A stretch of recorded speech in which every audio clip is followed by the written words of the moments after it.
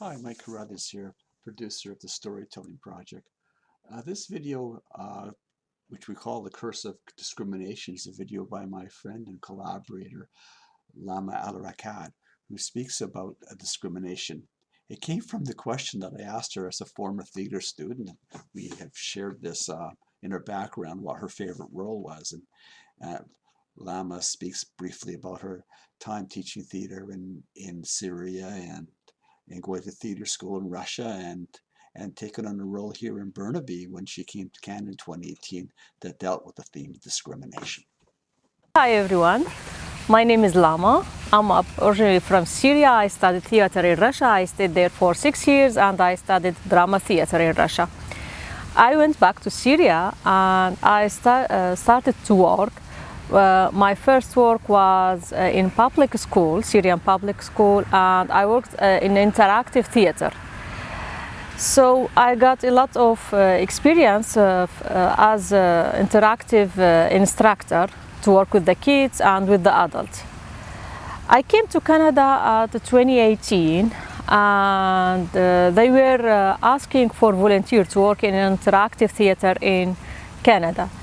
And I'm going to tell you about my best role in the theater. It was recently at 2019. I played my first interactive play here in Canada with Burnaby Family Center. So we there created our stories.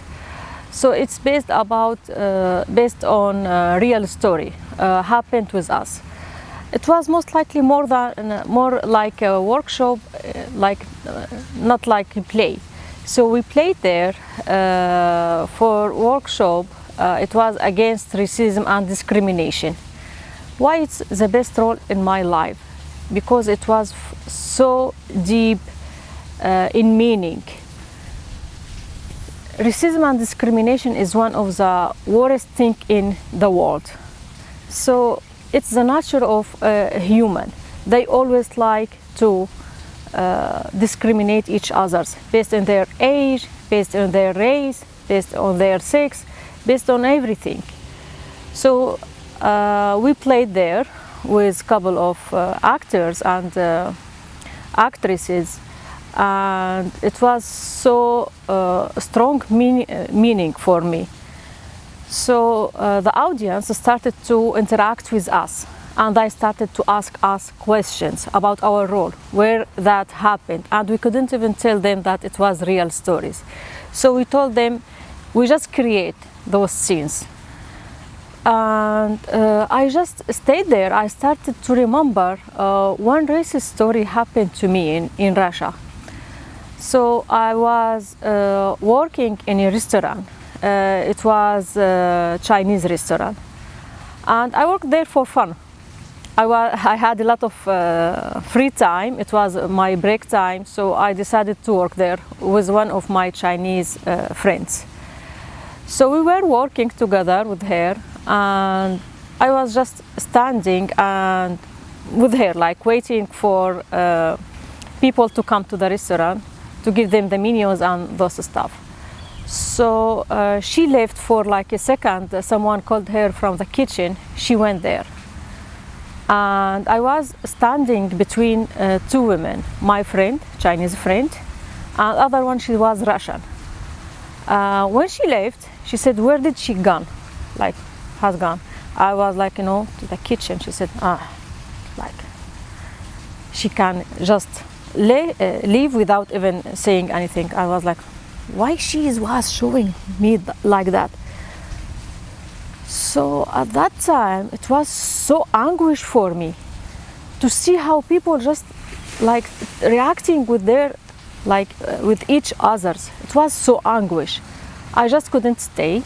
I decided to leave. So it wasn't a big deal for me because I had a lot of money at that time. So I didn't want to work for money. I was working for fun.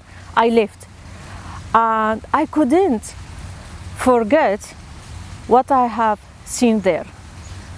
I couldn't even understand why people just, discriminating each other, always based on their race, based on their colors, based on their religion, everywhere. So we played in many theaters, many scenes, and I just started to remember my life like everywhere.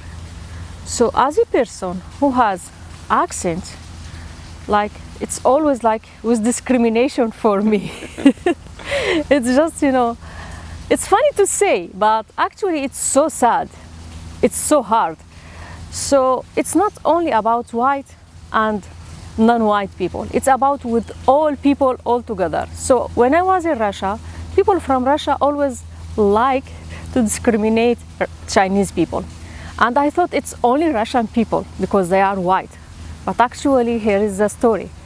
So I lived in a student house in Russia because I was an international student. And all of my roommates, they were Chinese. And I thought like they are calm, kind. They are, by the way, and they are so kind. But after, you know, living with them, you realize that how they are discriminating each others also. So people from South China don't like people from North China. I have no idea why. People who speak Cantonese don't like people who speak Mandarin. Then I realized that they also hate Russian people. So I started, okay, so maybe because they have long border between each others and they have long history between each others, and they always seek for something in the other person just to discriminate. It's a humanity. It's our humanity. So playing that role, I could open a lot of things inside myself. Then I came to Canada. I thought, that's all. I had a lot of friends from Iran. They started to make jokes from my Arabic accent in English. So it's about our humanity. So okay, they look like me, but I have another accent. So it means they have to discriminate me based on my accent. So always, wherever you will go, you will see this.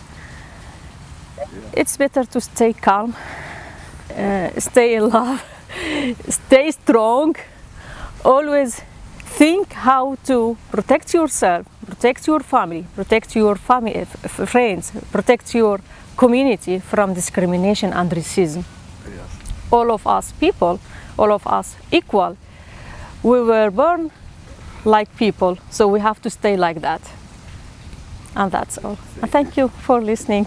Thank you, Lama.